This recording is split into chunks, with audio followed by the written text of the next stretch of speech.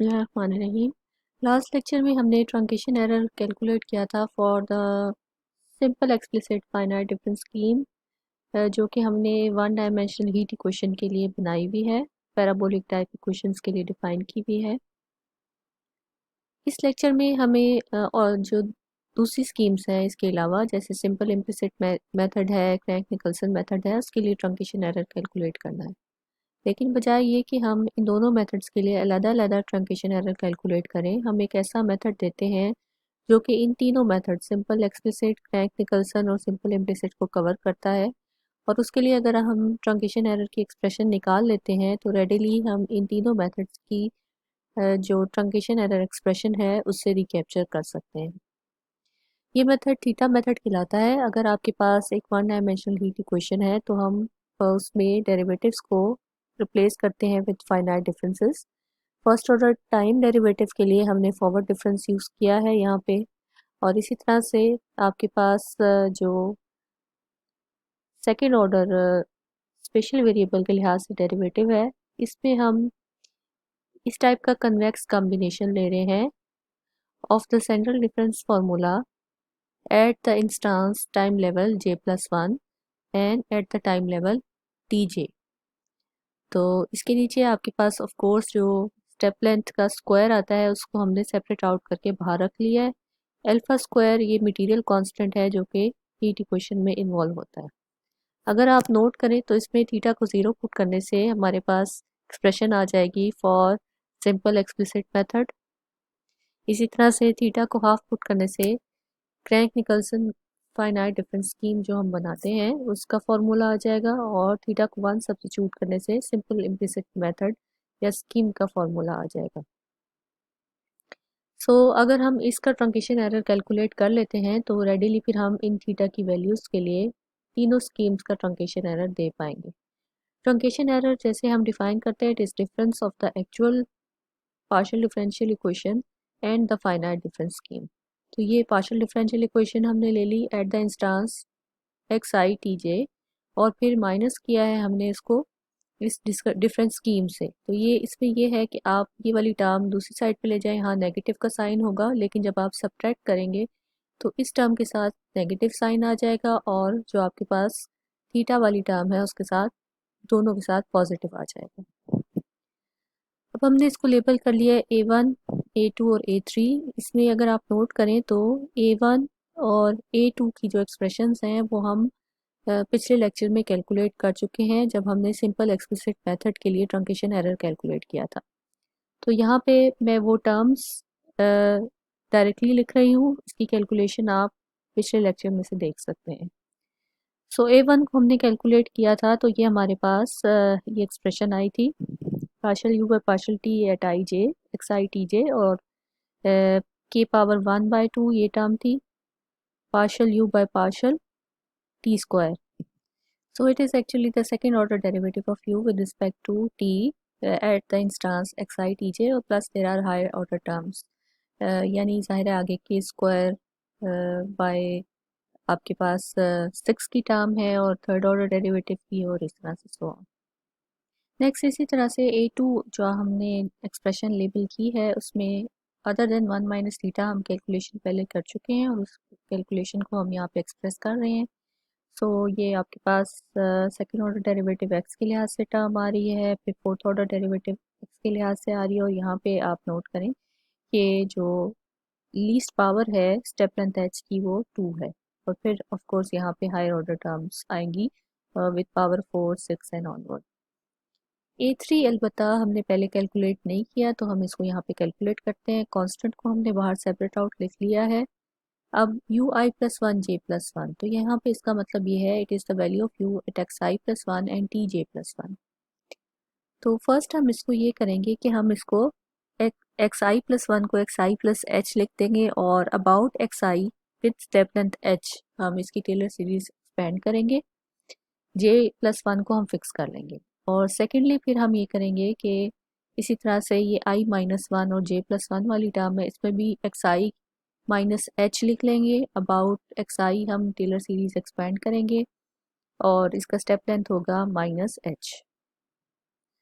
ये Taylor series हमने expand की है, about x I with the step length H, ये आपके पास आपको नज़र आ रही है। उसके बाद ये term 2ui j+1 as it is लिखी है, इसको हमने एक्सपेंड नहीं किया। और ui-1 j+1 टर्म को अगेन हमने about x I with negative H step length expand किया। करने के बाद हमारे पास कुछ टर्म्स यहाँ पे कैंसिल हो रही है, जैसे ये और ये टर्म मिलके 2 टाइम्स ui j+1 हो जाएगी, जो कि इस टर्म से कैंसिल हो जाएगी। इसी तरह से आपके पास ये जो एच क्यूब वाली टर्म है, ये यहाँ पे एडिटिव इन्वर्सेस बन रहे हैं, ये कैंसिल हो जाएगी और आपके पास इवन पावर वाली टर्म्स बच जाएगी। हम अपने आप को कन्फाइन रख रहे हैं एच पावर स्क्वायर तक फॉर एग्जांपल। तो अब ये हमारे पास एक टर्म आई है, आप नोट करें, ये हम अंदर मल्टीप्लाई कर लेते हैं। तो एक टर्म आई है alpha square, H square cancel हो गया, θ/2,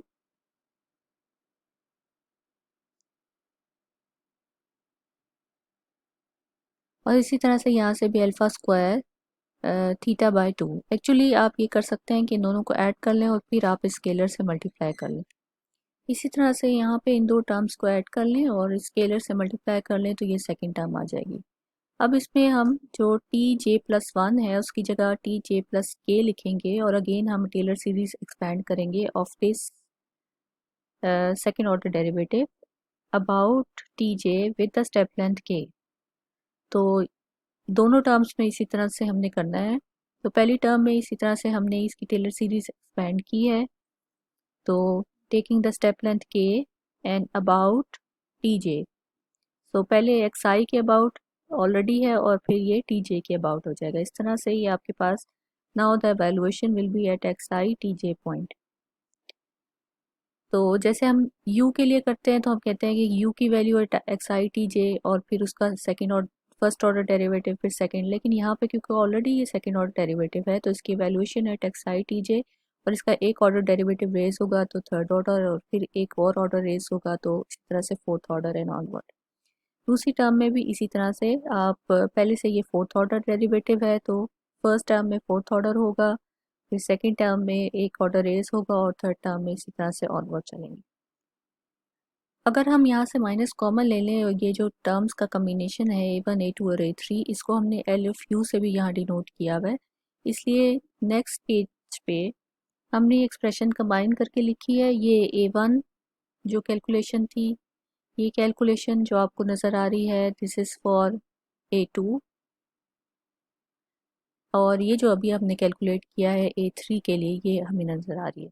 अब यहाँ पे हम कुछ टर्म्स कंबाइन करेंगे। फॉर एग्जांपल ये टर्म जो आपको नज़र आ रही है पार्शियल यू पे पार्शियल टी, ये टर्म यहाँ से लीजिए और इसी तरह से 1 माइनस थीटा ये वाली टर्म आप यहाँ से लेंगे और इसी तरह से ये जो टर्म आपको नज़र आ रही है ये टर्म आप यहाँ से लेंगे और इसको हमने कंबाइन किया।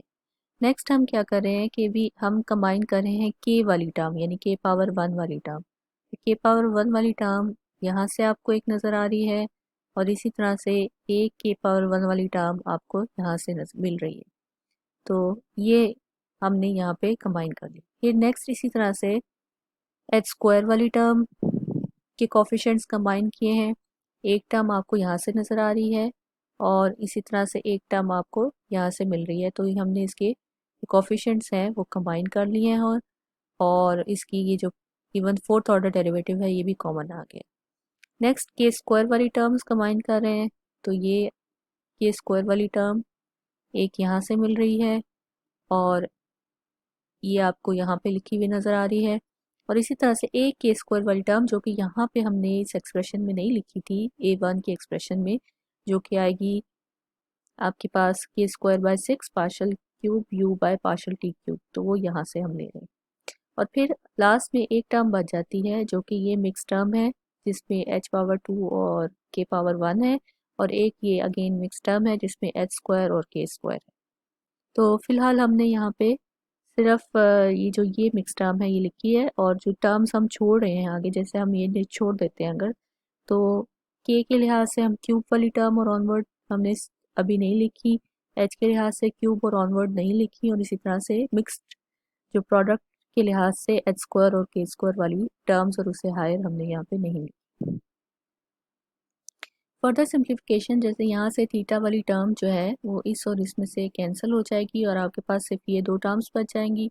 इसी तरह से यहाँ से अब यहाँ पे एक कॉन्सेप्ट है, वो ये है कि आपके पास partial square u by partial x square ये 1/अल्फा square partial u by partial t के इक्वल है। तो अगर हम ये कॉन्सेप्ट यहाँ सब्स्टिट्यूट कर दें तो ये दोनों terms partial square u by partial T square की फॉर्म में बन जाएगी और यहाँ से ये डेरिवेटिव कॉमन आ जाएगा, के भी कॉमन आ रहा है और अंदर थीटा माइनस हाफ बच जाएगा। सिमिलरली यहाँ पर आपके पास जो के स्क्वायर वाली टर्म थी उसमें भी आपके पास ये partial square u by partial x square को 1/अल्फा square partial u by partial t से रिप्लेस कर लें तो ये टर्म भी क्यूब वाली बन जाएगी थर्ड ऑर्डर डेरिवेटिव की, और ये इसके साथ कंबाइन हो जाएगी, ये डेरिवेटिव कॉमन आ जाएगा, के स्क्वायर बाय 2 भी कॉमन आ रहा है, अंदर थीटा माइनस 1/3 टर्म बच गई। फिर ये मिक्स्ड ये आपके पास टर्म है एच स्क्वायर वाली और ये मिक्स टर्म है।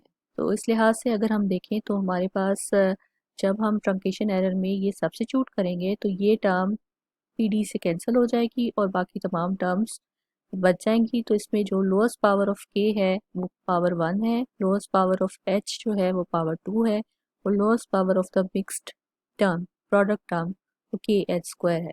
तो थीटा मेथड के लिए ट्रंकेशन एरर ये बनेगा। लेकिन अगर हम सिंपल इम्प्लिसिट या क्रैंक निकल्सन के लिए निकालना चाहते हैं तो उस सूरत में अगर हम फॉर एग्जांपल क्रैंक निकल्सन की बात करते हैं, थीटा को हाफ पुट कर दें तो ये टर्म कैंसिल हो रही है। कैंसिल होने से इसका मतलब ये है कि के पावर 1 वाली टर्म कैंसिल हो गई। तो अब हमारे पास जो मिनिमम पावर के की यहाँ पे मौजूद होगी वो के स्क्वायर होगी। तो क्रैंक निकल्सन के लिए ट्रंकेशन एरर का ऑर्डर के स्क्वायर एच स्क्वायर और के एच स्क्वायर होगा। सिमिलरली आप यहाँ से थीटा को 0 और थीटा को 1 सब्स्टिट्यूट करके सिंपल एक्सप्लिसिट और सिंपल इम्प्लिसिट का फॉर्मूला भी कैलकुलेट कर सकते हैं।